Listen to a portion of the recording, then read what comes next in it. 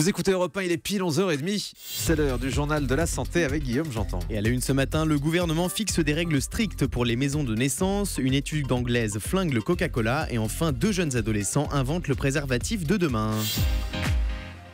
On commence avec le gouvernement qui fixe des règles strictes pour les maisons de naissance. Les maisons de naissance, ce sont ces établissements tenus par des sages-femmes qui permettent aux femmes d'accoucher sans hospitalisation. Alors qu'ils vont prochainement être expérimentés en France, un décret paru ce week-end au journal officiel impose certaines règles à ces maisons de naissance.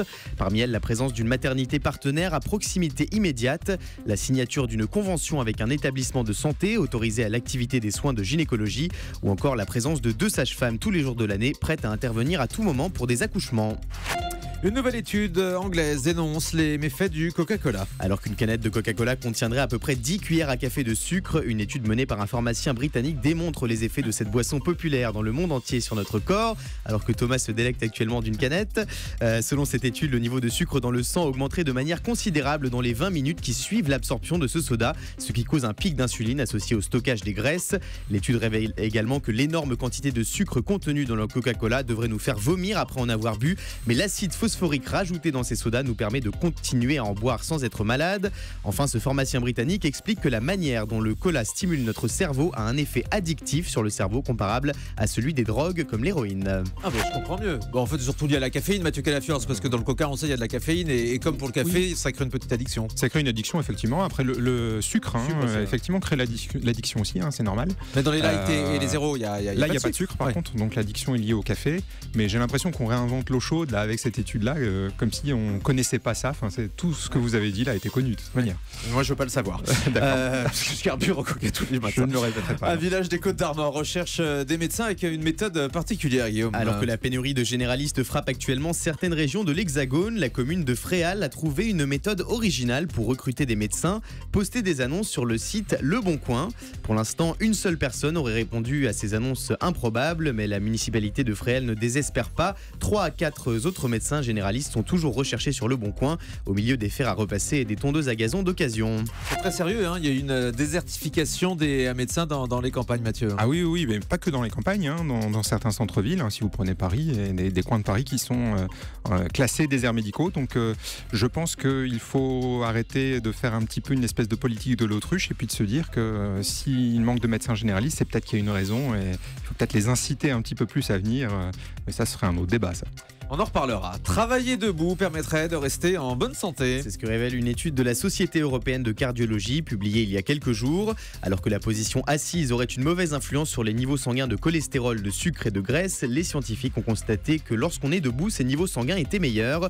Rester debout plus longtemps aurait également un impact bénéfique sur notre tour de taille et notre IMC, l'indice de masse corporelle. Bah voilà, Sophie, vous êtes assise depuis 6h ce matin sur votre chaise. Pour moi, là, je vais devenir énorme.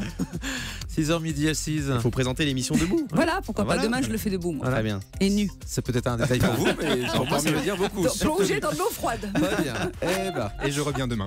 Les images sur europe1.fr. Le gouvernement britannique met en place une nouvelle mesure de santé à cause du mauvais temps. C'est une information à lire dans The Independent. Le gouvernement britannique a officialisé le fait que la Grande-Bretagne avait un temps pourri. Les autorités sanitaires britanniques ont donc jugé impératif que la population prenne chaque jour des compléments de vitamine D pour compenser l'ensoleillement très insuffisant du pays. La fameuse vitamine solaire dont on a parlé la semaine dernière. Absolument. Les précisions de Samuel Etienne, c'était ce matin dans le kiosque d'Europe 1 avec Patrick Roger. Et alors concrètement, que devraient faire les Britanniques en dehors de venir en France, évidemment, pour le soleil, se ruer peut-être vers les compléments alimentaires en pharmacie?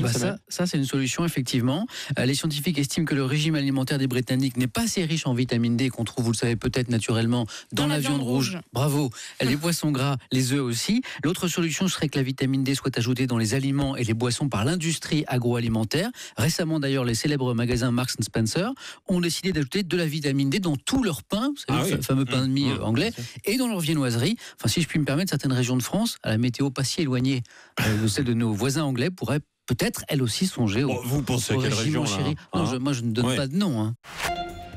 Voilà, Samuel Etienne et Patrick Roger ce matin sur Europe 1. On va rester au Royaume-Uni où de jeunes étudiants inventent le préservatif de demain. 3 jeunes adolescents âgés de 13 et 14 ans et membres de l'Isaac Newton Academy au Royaume-Uni ont inventé un préservatif qui change de couleur lorsqu'il entre en contact avec une MST, une maladie sexuellement transmissible, et ce grâce à des molécules présentes dans le latex qui s'activent au contact de certaines bactéries.